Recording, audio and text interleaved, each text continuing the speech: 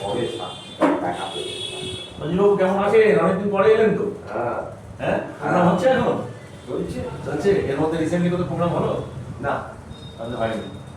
তারপরে এখন indoor প্রোগ্রামও outdoor programme দুটোই এখন কমে গেছে। তারপরে সামনে তো ভোটের বাজার, হ্যাঁ ভোট ক্লিয়ার হয়ে গেছে, এখন তো বোধহয় এইসব প্রোগ্রামগুলো এখন কমই হবে আপনাদের, আপনি আরো বলতে পারবেন না। রিহার্সাল হয় আপনাদের? এখন বন্ধ আছে। বন্ধ আছে। আপনি বলছিলেন আমাদের সেদিনকে। ঠিকই আছে। আর ভূপেন্দার গান গাওয়া এখন চলছে?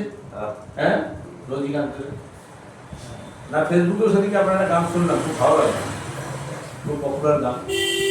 আচ্ছা, কোনোদিন ভূপেন হাজারিকার প্রোগ্রাম শুনেছেন? লাইভ প্রোগ্রাম উনি গাইছেন? হ্যাঁ, এটা নিয়ে একটা আমার কথা আছে। তো আমার তখন বয়স কিশোরকাল, এই 11-12 ক্লাস পড়ি। কোন সাল হবে তখন ওটা? এটা 81-82। 81-82। আচ্ছা। তো আমার বাড়ি থেকে 10 মিনিট দূরত্বে একটা বড় মাঠ, সেই মাঠে ভূপেন হাজারিকা আর বিশাল গ্রুপের অনুষ্ঠান। টিকিট আচ্ছা, মিনিমাম টিকিট 15 টাকা। 15 টাকা। সেই সময় 15 টাকা মানে অনেক অনেক। এখনকার বাজার 500-600 টাকা। আর ভূপেন হাজারিকা একজন স্টার আর্টিস্ট, হ্যাঁ। সেই সময় উনি মধ্যভবনে। এবার আমি অনুষ্ঠানের দিন সকালবেলা 11টার সময় গেছি টিকিট পাই। উদ্যোক্তারা বলে দিল টিকিট হাউসফুল, সব টিকিট। আচ্ছা, কোনো টিকিট নেই। মনটা খারাপ। প্রোগ্রামটা কোথায় হচ্ছিল? আমার বাড়ি থেকে 10 মিনিট দূরে, ইসলামিয়া গ্রাউন্ড বলে একটা। ইসলামিয়া গ্রাউন্ড। হ্যাঁ হ্যাঁ, ইসলামিয়া গ্রাউন্ড। অনেক প্রোগ্রাম ওখানে আগে নাকি হতো, আমি শুনেছি। পেয়ারা অন্তর্গত। এখন আর ওখানে প্রোগ্রাম হয় না। না, দীর্ঘদিন মনে এখন হয়। একটা পাম্প হাউসও হয়েছে ওখানে। তো ওইখানে আমি যাবো বলে বলতাম যে ভূপেন্দার, আমি এত কিছু টিভিতে কিশোর কাল আমার, তখন থেকে আমি ভূপেন্দার উপর জমে গেছি। তো একটা ডাইরেক্ট অনুষ্ঠান আমার শোনার খুবই, তো আমার বাড়ির কাছেই আসছে। এবার আমি হ্যাঁ টাকাটা জোগাড় করে গিয়েছি টিকিট কাটতে, টিকিট আর হলো না, সব টিকিট হাউস। তো আমি তখন মনটা খারাপ, কি আর করা যাবে, টিনের ফাঁক দিয়ে যদি একটু এক একটা গান শুনি, শুনতে পাই, সেই হিসাবে আমি তৈরি হয়ে গেলাম। 7:40-45 সালে ভূপেন্দার এই উনি তো খুব রাত্রেবেলার দিকে উঠতেনও না স্টেজে। এরকম হ্যাঁ, সন্ধ্যাবেলা, রাত্রেবেলা, 9টা, 10:00-10:30 মধ্যে শেষ করি। তো ওই সময় গিয়ে আমার ওই অনুষ্ঠানটা দেখবার জন্য আমি গেছি। হঠাৎ দেখি ভূপেন্দা উঠছে, তার কিছুক্ষণের মধ্যেই পুরো এক সাইডের টিন পিন ভেঙে পড়ে গেল। এত ভিড়। এত ভিড়। তখন উদ্যোক্তারা বললো ওপেন করে দাও। তো আমার ভগবানের কাছে যে ইচ্ছা ছিল দেখা, আপনিও প্রবেশ করার সুযোগ পেলেন। হ্যাঁ। তো সবাই বাইরে থেকে একটু দূরবর্তী, কিন্তু শুনতে তো পাচ্ছি।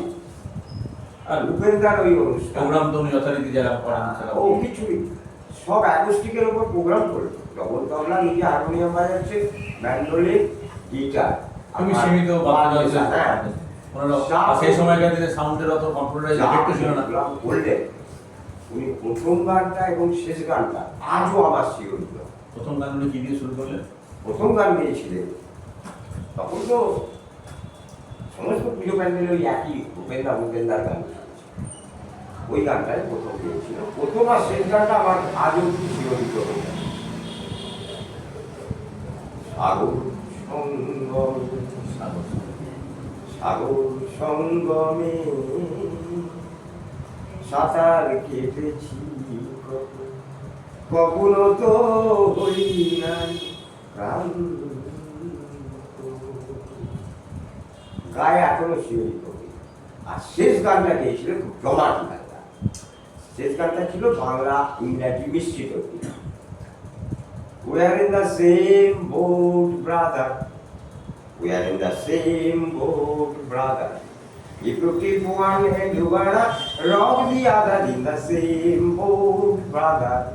মোরা যাত্রী একই তরুণ, সহযাত্রী একই তরুণ। জনতা একটা পুরো ফেটে পড়ল একদম, মানে সেই ভূপেন্দা লাল গান করে নেমে গেল, আস্তে আস্তে মাঠ ঠান্ডা হয়ে যেতে লাগলো।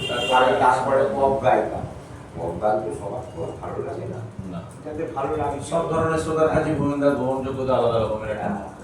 এইবারে এই যে দুটি গান আজ অব্দি আমি কোনো মঞ্চে গাইতে পারি, আমার এখনই গানগুলো সেই কিশোর বেলার প্রোগ্রাম, এই আমার ভূপেন্দার ডাইরেক্ট অনুষ্ঠানের এক বই। এইটাই তো ওগুলো কি আগে যারা ভূপেন্দ্র ফ্যান কিন্তু ডাইরেক্ট অনুষ্ঠান হ্যাঁ, শোনার এটা সুযোগ শেয়ার পায়। করলাম। এই একটা ঠিক আছে আবার পরে কথা হবে।